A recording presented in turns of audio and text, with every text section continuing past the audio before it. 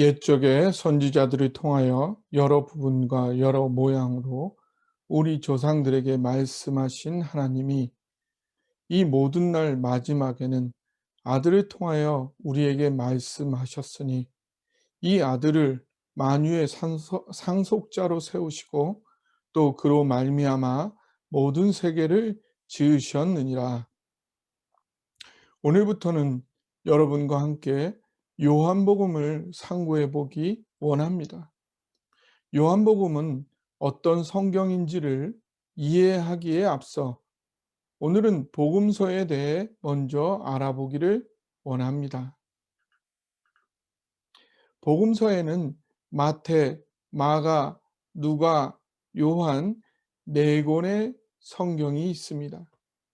그 내용은 예수님의 탄생과 생애, 사역과 가르침, 십자가의 죽으심과 부활, 즉 예수님에 대한 내용을 다루고 있습니다.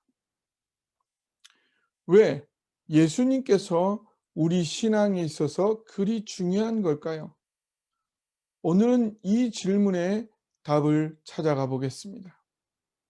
히브리서 1장 1절과 2절에 이 질문에 대한 답이 들어 있습니다. 예수님이 왜 그렇게 중요한지 이 본문에 담긴 영적인 진리들을 통해 그 답을 찾아보겠습니다. 첫째, 하나님은 자신을 알려주시는 분이십니다. 1절에 옛적의 선지자들을 통하여 여러 부분과 여러 모양으로 우리 조상들에게 말씀하신 하나님이 신약 성경 중 한 권인 히브리서를 기록하며 저자는 하나님을 옛적부터 말씀하시는 분으로 소개하고 있습니다. 무엇을 말씀하시는 걸까요? 우리에게 알려주고 싶으신 것이 있다는 거죠. 무엇을 알고 알려주고 싶으실까요? 바로 하나님의 중심, 그 마음, 하나님 자신의 그 마음 속을 우리에게 알려주고 싶으신 것이죠. 하나님은 자신을 가리고 감추시는 분이 아니십니다. 여러분, 신비와 비밀의 차이가 무엇일까요? 영어로 신비는 mystery이고 비밀은 secret입니다. 이 둘의 다른 점이 무엇일까요?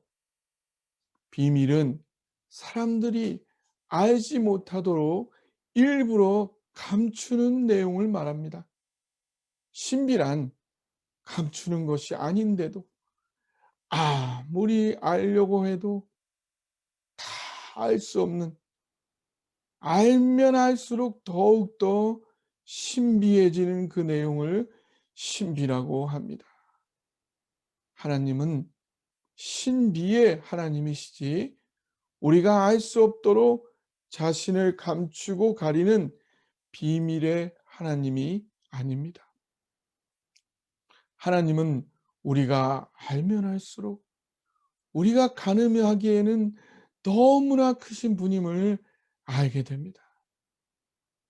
하나님은 오히려 기꺼이 간절히 우리가 하나님을 더 깊이, 더 풍성히, 더 온전히 알고 누리기를 원하십니다.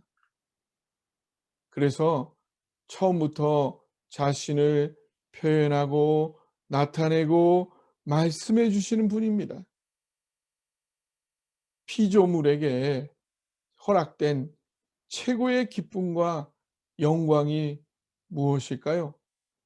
창조주를 알고 그 영역에 동참해 가는 것이 아닐까요?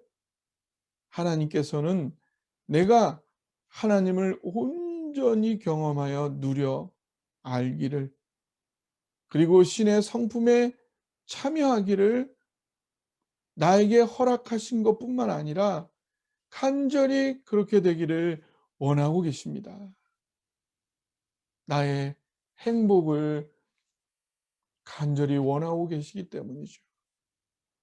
우리에게 허락된 최고의 특권, 신비한 하나님을 마음껏 경험하여 알아 누리는 여러분 되시기를 주님의 이름으로 축원합니다.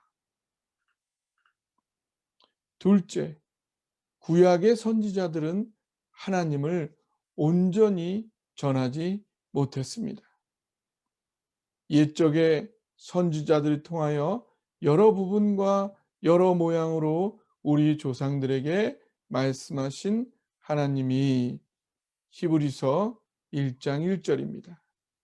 신약 성경인 히브리서를 기록하며 저자는 옛적에는 하나님께서 선지자를 통해 말씀하셨다고 증거합니다. 그 구약의 선지자들을 통하여 말씀하신 내용, 그것은 구약 성경을 말합니다. 구약 시대의 많은 선지자들이 하나님을 알려주었습니다. 그러나 하나님을 알려주는 선지자들, 그들 또한 하나님을 완전히 알지는 못합니다. 그들이 하나님이 아니니까요.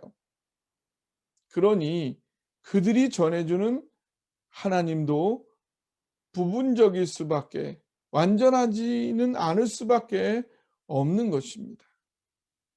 구약 성경의 내용으로 우리는 하나님을 온전히 아는 것이 불가능하다는 것입니다.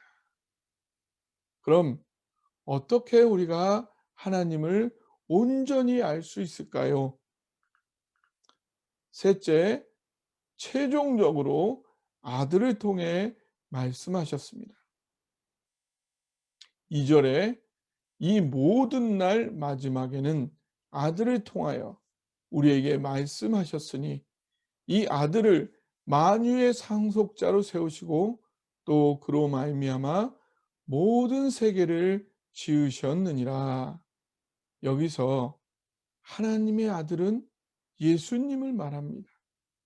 예수님께서 하나님의 아들이라는 것은 무슨 뜻일까요? 하나님께서 10달 동안 예수님을 임신했다가 낳았다는 뜻일까요? 성부 하나님과 성자 예수님의 관계를 정확히 표현할 수 있는 인간의 말은 사실 없습니다. 가장 가까운 말을 사용할 뿐 아들이라는 말 그대로 이해하면 잘못 오해하게 되는 것입니다. 그럼 왜 아들이란 말로 예수님과 하나님의 관계를 표현했을까요? 유대인들에게는 아들은 아버지와 동질이라는 사상이 있었습니다. 예수님께서 하나님의 아들이다 라는 주장을 통해 증거하고 싶은 한 가지 가장 우선적인 사실은 예수님도 하나님과 동질의 하나님이라는 것입니다. 하나님과 예수님의 관계는 다 우리가 알 수 없는 신비의 영역이지만 한 가지 분명한 것은 하나님과 동질의 하나님께서 이 땅에 오셔서 하나님을 알려주셨다는 것입니다. 하나님 스스로가 하나님을 알려주니 가장 정확하고 온전하게 알려줄 수 있게 된 것입니다.